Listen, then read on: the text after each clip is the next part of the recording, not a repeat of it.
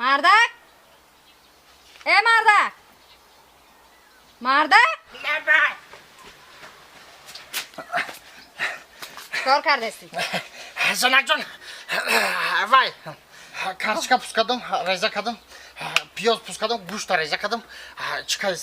گلوپسی وظیفه خانگی را یاد برآوردی نه چی بود هر سحری حولیار آو زده میرفتی خوزی خانه و در اوبارکه میکردی گولک خواو میکردی اوقات بکو اوقات پخت بعد مرا آمده بیدار کو خوب شده زنک فهمیدی؟ خوزی حالی دارم مایل اینا پوشون زنک پوشان برای پشه مشه غمنده تا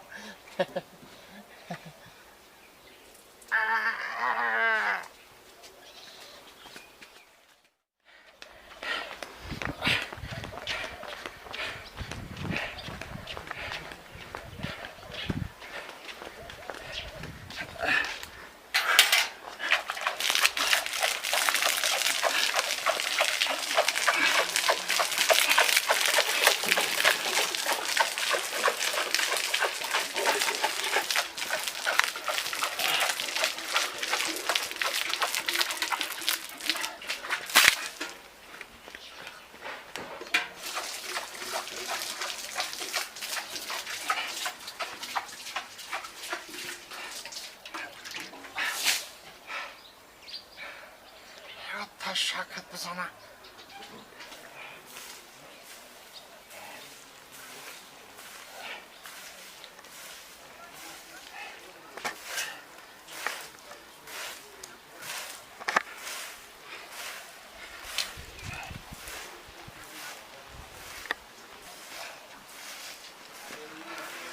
ای دیگم سخت با فکر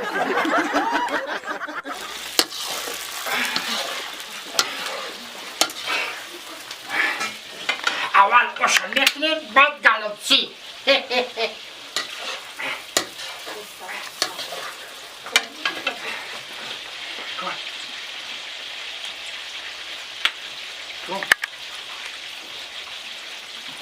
نمکش کمان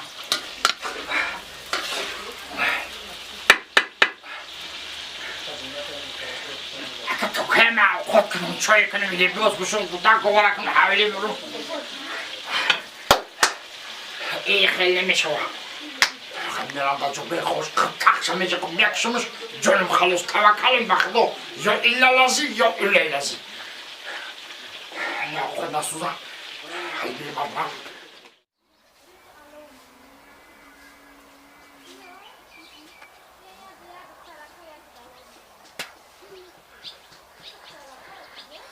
تو که حکمت ده چای کنم او خود کنم حولی برم ای